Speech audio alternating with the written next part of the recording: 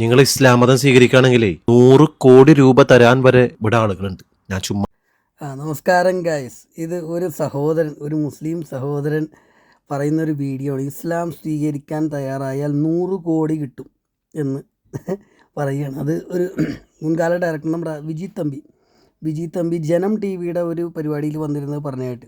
കാക്കാമാർ മൊത്തത്തിൽ പറയുന്നത് ജനം ടി വി എന്ന് പറയുന്നത് കാക്കാമാർക്കെതിരെയാണ്.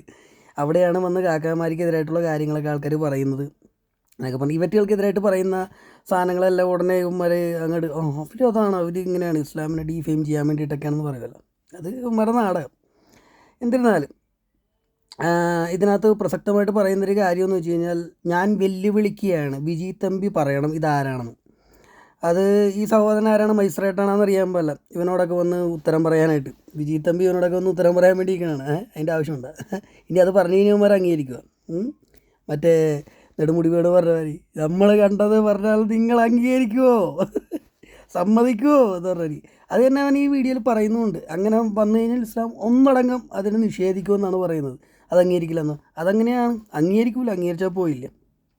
അപ്പോൾ ഇത് കണ്ടൻറ്റ് ക്രിയേഷനൊക്കെ വന്നിട്ട് ഒരുപാട് വികടത്തരങ്ങളൊക്കെ പറയുന്ന പിള്ളേരാണ്, പയ്യന്മാരാണ്. ഇത് ഞാൻ നേരത്തെയും പറഞ്ഞിട്ടുണ്ട്.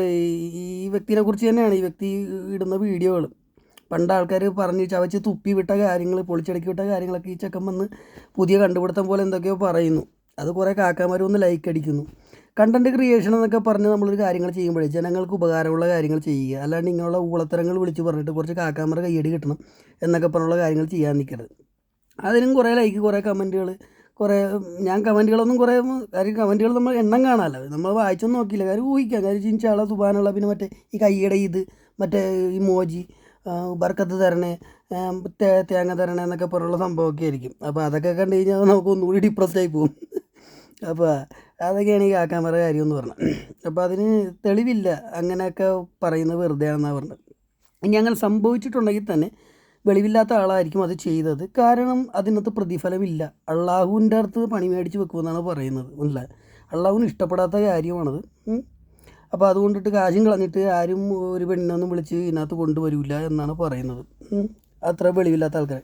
വെളിവില്ലാത്തത് ഈ പറയുന്നത് കേൾക്കുന്ന ആൾക്കാർക്കുമാണ് വെളിവില്ലാത്ത. മനസ്സിലായി? അള്ളാഹു എന്നൊരു സാധനമില്ല, അതിനകത്ത് അങ്ങനെ ഒരു സംഭവം ഇല്ലെന്ന് മനസ്സിലാക്കുന്നവനാണ് സാമാന്യ ബുദ്ധിയുള്ളവരെന്ന് പറഞ്ഞത്. അതാണ് കാക്ക എന്ന് പറഞ്ഞത്. വലിയ പൊക്കത്തിരിക്കുന്ന കാക്ക. ഈ താഴത്തിരിക്കുന്ന പാവപ്പെട്ട പൊട്ടൻ കാക്കമാരെ ഇങ്ങനെ ഇട്ട് കുഴച്ച് മറിച്ച് ഇങ്ങനെ അള്ളാഹു തേങ്ങയാണെന്നൊക്കെ പറഞ്ഞ് ഇങ്ങനെ പറ്റിക്കുന്ന ഒരു സംഭവമാണ്. ഞാൻ നേരത്തെയും പറഞ്ഞിട്ടുള്ളതാണ്. 2 വിധത്തിലുള്ള ആൾക്കാർക്ക് കാക്കയായിട്ട് നിൽക്കാൻ വേണ്ടി പറ്റുള്ളൂ. ഈ മതം എന്ന് പറയുന്ന കൊതം അനുസരിച്ച് നിൽക്കാൻ വേണ്ടി പറ്റുള്ളൂ. ഒന്ന് കള്ളന്മാർക്ക്, മറ്റൊന്ന് പൊട്ടന്മാർക്ക്. പൊട്ടന്മാരെ കള്ളന്മാർ ഇങ്ങനെ കൺട്രോൾ ചെയ്യുന്നു എന്നുള്ളതാണ് അതിൻ്റെ സത്യം. അപ്പോൾ ഇങ്ങനൊരു സംഭവം അത് നടന്നിട്ടുണ്ടാകും. 100 കോടിയോ 200 കോടിയോ എന്നൊന്നും നമുക്കറിയാൻ പറ്റില്ല. അത് നടി പറഞ്ഞിട്ടുള്ള കാര്യങ്ങളാണ്. പക്ഷേ കാശ് കൊടുത്ത് മതം മാറ്റിയിട്ടുള്ള സംഭവങ്ങളൊക്കെ ഉണ്ട്. അത് സ്റ്റാർ പവർ ഉള്ളവർക്കാണ് അങ്ങനെ ചെയ്യുന്നത്. കാര്യം എന്ന് വെച്ച് കഴിഞ്ഞാൽ ഇസ്ലാം എല്ലാം മാർക്കറ്റ് ചെയ്യുന്നതാണല്ലോ. ഇപ്പോൾ ഒരു ക്രിക്കറ്റ് കളി ജയിച്ചാലും, ഇപ്പോൾ പാകിസ്ഥാൻ ക്രിക്കറ്റ് കളി ജയിച്ചാലും പറയും ഞങ്ങളുടെ വർഗത്തിൻ്റെ വിജയമാണ്, അള്ളാഹുവിൻ്റെ വിജയമാണ്, മുസ്ലിം വർഗത്തിൻ്റെ വിജയമാണെന്നൊക്കെ പറഞ്ഞ് ഇൻക്ലാബ് സിന്ദാബാദൊക്കെ വിളിക്കണേ. ഇപ്പോൾ പാകിസ്ഥാൻ ക്രിക്കറ്റിലൊക്കെ ഒരു പാർട്ടിയുള്ള മുഹമ്മദ് റിസ്വാൻ എന്നൊക്കെ പറഞ്ഞാൽ അവനെ പാകിസ്ഥാനികൾ തന്നെ പറയുന്നത് പറഞ്ഞാൽ ഹാഫ് മൗലവി എന്ന് പറഞ്ഞാൽ. കാരണം ഫീൽഡിൽ വന്നാലും അവൻ പറഞ്ഞു ഇൻഷാ അല്ലാഹ് സുബ്ഹാനല്ലാഹ് അങ്ങനത്തെ അതാണ് ഒന്നും അറിയാൻ പാടില്ല, ഇങ്ങനെ പറയുന്നത് മാത്രമേ ഉള്ളൂ, ഇങ്ങനെ എന്തെങ്കിലുമൊക്കെ വിളിച്ച് പറയുന്നത് മാത്രമേ ഉള്ളൂ. ഓൺ ഫീൽഡിൽ വരെ അവന്മാർ എന്താ പറയുക, ശ്രീലങ്കൻ ക്രിക്കറ്റർ മഹേള ജയവർദ്ധനയോട് പറഞ്ഞത് ഇസ്ലാമിലേക്ക് വന്നു കഴിഞ്ഞാൽ സ്വർഗത്തിലേക്ക് ഡയറക്റ്റ് സ്വർഗ്ഗമാണ്. അപ്പോൾ അയാൾ മഹേള ജയവർദ്ധന എനിക്ക് വരാൻ താല്പര്യമില്ല എങ്കിൽ നരകത്തിലെത്തിക്ക് വേണ്ടി തയ്യാറായിക്കൊന്നു. അത് ഓൺ ക്യാമറയിൽ പിടിച്ചിട്ടുള്ള സംഭവമാണ്. ഈ അവിടെ യൂസഫ് യൊഹാന എന്ന് പറഞ്ഞ കളിക്കാരുണ്ട്, അയാൾ ക്രിസ്ത്യാനിയായിരുന്നു. അയാളെ പിടിച്ച് കാക്കായാക്കി, അയാളെ TV കളിക്കാൻ പറ്റില്ലെന്നാക്കി. അയാൾക്ക് ജീവിക്കാൻ പറ്റാത്ത സാഹചര്യം അവിടെ ഉണ്ടാക്കിയെടുക്കും. പിന്നെ ധനേഷ് കനേരിയ എന്ന് പറഞ്ഞൊരു ഹിന്ദു ക്രിക്കറ്റർ അവിടെ ഉണ്ടായി. അയാൾക്കും ഇത്രയും വലിയ ഒരുപാട് ബുദ്ധിമുട്ടുകളൊക്കെ അനുഭവിക്കേണ്ടി വന്നിട്ടുണ്ട്. അപ്പോൾ കാക്ക മെജോറിറ്റിയുള്ള സ്ഥലത്ത് കാക്ക ഒന്ന് പറയും, മൈനോറിറ്റിയുള്ള സ്ഥലത്ത് ഒന്ന് പറയും. അതാണ് ഈ വിശുദ്ധ ഖുറാൻ്റെ അത്ഭുതം എന്ന് പറഞ്ഞതാണ്. മനസ്സിലായി? ഈ തിരിച്ചും മറിച്ചും 2 തന്തക്ക് പറന്ന നാണം കെട്ട തന്തക്ക് പറക്കാത്ത കഴിവേറി മക്കളുടെ വർത്തമാനം പറയുക എന്നുള്ളതാണ് സംഭവം. അതിനൊരു ഉദാഹരണം ഈ ചെക്കൻ പറയുന്നുണ്ട്. അതാണ് ഞാൻ ഈ എടുത്ത് പറയാൻ കാരണം. അങ്ങനെ ബലപ്രയോഗം കൂടാണ്ട് വന്ന് കലീമ, ഇവന്മാരെ കലീമയാണ്. ഇപ്പം എന്താ പറയുക, ലാ ഇലാഹ ഇല്ലല്ലാഹ് മുഹമ്മദ് റസൂലുള്ളാഹ് എന്ന് പറയുന്ന സംഭവമാണ് അത്. അതെന്ന് വെച്ച് കഴിഞ്ഞാൽ അള്ളാഹു അല്ലാണ്ട് വേറെ ദൈവമില്ല, മുഹമ്മദ് അല്ലാണ്ട് വേറെ പ്രവാചകൻ ഇല്ല എന്ന് പറയുന്നത്. അത് സാമാന്യ ബോധമുള്ളവർക്ക് പറയാൻ ഒക്കില്ല. മനസ്സിലായി? അള്ളാഹു ഒരു ഫേക്ക് ദൈവമാണ്, ഒരു ഫേക്ക് ഐഡിയ ആണ് മുഹമ്മദിൻ്റെ എന്ന് എല്ലാവർക്കും അറിയാവുന്നുള്ളൊരു കാര്യമാണ്. അടിമക്കച്ചവടത്തിന് വേണ്ടി അടിമകളെ പിടിക്കാൻ വേണ്ടി അള്ളാഹുവിൻ്റെ അടിമയായിട്ട് വരുവിൻ എന്ന് പറഞ്ഞിട്ട് അള്ളാഹുവിൻ്റെ പേരും പറഞ്ഞ് ആളെ മൂഞ്ചിക്കാൻ വേണ്ടി ഈ നായിൻ്റെ അവൻ ഉണ്ടാക്കിയ ഒരു സിസ്റ്റമാണ് സംഭവം എന്ന് പറഞ്ഞാൽ ഇസ്ലാം എന്ന് പറഞ്ഞാൽ. അത് മനസ്സറിഞ്ഞ് ഒരാൾക്കും പറയാനൊക്കില്ല, മനസ്സിലായി. തന്തക്ക് പറഞ്ഞ ഒരാൾക്കും പറയാൻ പറ്റില്ല. തന്തക്ക് പറക്കാത്ത പിഴച്ചങ്ങൾക്ക് നിങ്ങൾക്ക് പറയാം. കാര്യം വെച്ചാൽ അങ്ങനെയാണ്, പിഴച്ച വർഗ്ഗമാണ്.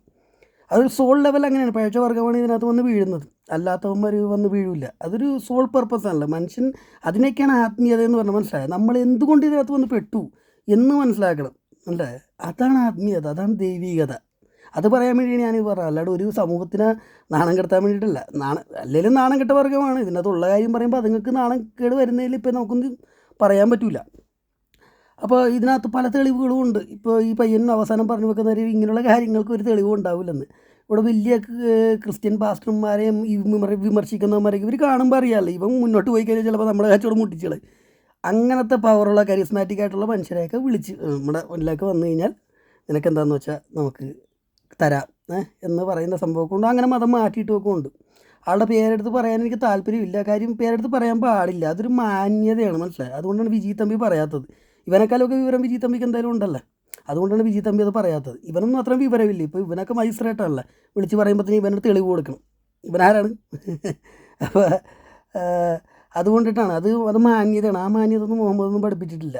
പഠിക്കേണ്ട മാന്യത ഒന്നും മുഹമ്മദ് പഠിപ്പിച്ചിട്ടില്ല. ഇത് ആ സംഭവത്തിലൊന്നും പഠിച്ചിട്ടില്ല. അതുകൊണ്ടിട്ടാണ് പേരെടുത്ത് പറയാത്തത്. പിന്നെ ചോദിച്ചാൽ പേരെടുത്ത് പറയാട്ടോ. ആരെങ്കിലുമൊക്കെ വന്നു കഴിഞ്ഞാൽ ആളുടെ പേരെടുത്ത് ഞാൻ പറയാം, തെളിവ് ഞാൻ തരാം, കുഴപ്പമൊന്നുമില്ല. പക്ഷേ അത് നമ്മളായിട്ട് പറഞ്ഞ് ഇതാക്കണ്ടല്ല എന്ന് വിചാരിച്ചിട്ടാണ്. വലിയ വലിയ പാസ്റ്റർമാരും ഒക്കെ വിളിച്ച് ഇതിനകത്ത് ഹിന്ദുക്കളെയും വെക്കാം.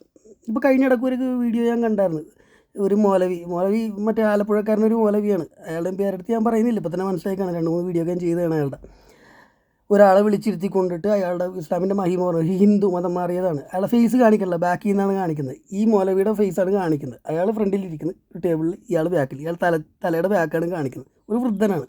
അയാളിങ്ങനെ പറയുന്നുണ്ടെന്ന് ഇസ്ലാം മാങ്ങ തുല്യാണെന്നൊക്കെ പറയും. അപ്പോൾ ഇയാളും അടിച്ചങ്ങ് ഇറക്കുന്നുണ്ട്.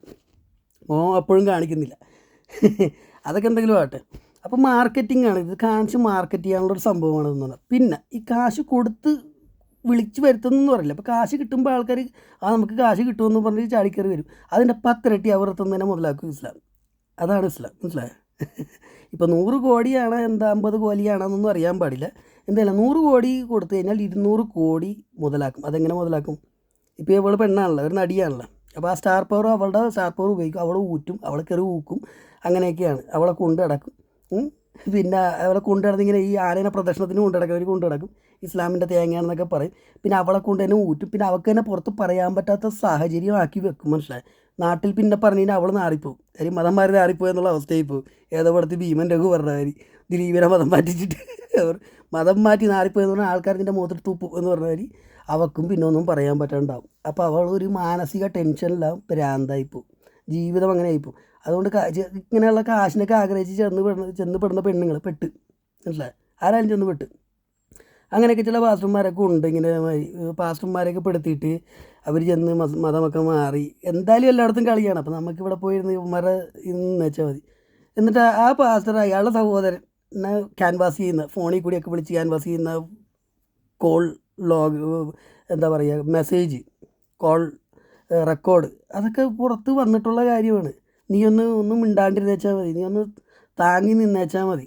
കാര്യം ഈ മതം മാറിയ പാസ്റ്ററിൻ്റെ കുടുംബത്തിൽ വേറെ ആരും മതം മാറിയിട്ടില്ല. അപ്പോൾ പറയും, ഇത് എനിക്ക് കാശ് കിട്ടിയിട്ടുണ്ട്, നിനക്കും കിട്ടും കാശ്, മനസ്സിലായി. അപ്പോൾ അതുകൊണ്ട് നീ മിണ്ടാണ്ടിരുന്നേച്ചാൽ മതി. ഇത് കളിയാണ്, മാർക്കറ്റിംഗ് ആണ്. നമുക്കെന്തെങ്കിലും കിട്ടുമെങ്കിൽ അത് മേടിച്ച് തിന്നേച്ചാൽ പോരെ. മറ്റേ നമുക്ക് പറഞ്ഞാൽ അപ്പം തിന്നാൽ പോരെ കുടിയണ്ടല്ല എന്ന് പറഞ്ഞാൽ മതി.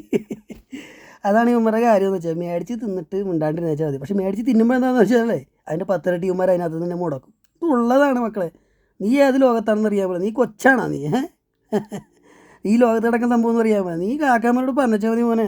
ഇത് വേറെ ആർക്കും അറിയാൻ പോലെ ലോകം എങ്ങനെയാണ് ചലിക്കുന്നതെന്ന്, ഈ കളി എങ്ങനെയാണ് നടക്കുന്നതെന്നൊക്കെ ഒന്നും അറിയാൻ പോലെ. അപ്പോൾ ആ കാര്യമൊന്നും പറയണ്ട. ഇനി ഇത് കണ്ടിട്ട് ഏതെങ്കിലും കാക്കാർക്ക് മൂത്താൽ ഞാൻ ഈ പറഞ്ഞ കാര്യത്തിൻ്റെ തെളിവ് ഞാൻ തരാം. ആൾക്കാരെ കാശ് കൊടുത്ത് ക്യാൻവാസ് ഇട്ടുള്ള സംഭവം എന്ന് വെച്ചാൽ അങ്ങനെയാണ് ഇസ്ലാം ഈ വളരുന്നത്, മനസ്സിലായി. അല്ലാണ്ടൊരു കാട്ടറബി അടിമക്കച്ചവടക്കാരൻ തെണ്ടീന പ്രവാചകനാണെന്ന് അംഗീകരിക്കാനും അയാൾ ഫേക്ക് ഐഡിയ ആയിട്ട് വെച്ചുകൊണ്ട് കിടന്ന, ബിസിനസ്സിന് വേണ്ടി വെച്ചുകൊണ്ട് കിടന്ന ഈ തള്ളാഹു എന്ന് പറഞ്ഞ തള്ളിനെ ദൈവമായിട്ട് അംഗീകരിക്കാനും ഒരു പട്ടി നിൽക്കില്ല. തന്തക്ക് പറഞ്ഞ നേരും നിറയുള്ള തന്തക്ക് പറഞ്ഞ ഒരു പട്ടി നിൽക്കില്ല. അല്ലാതെ ഒരു ചെറ്റ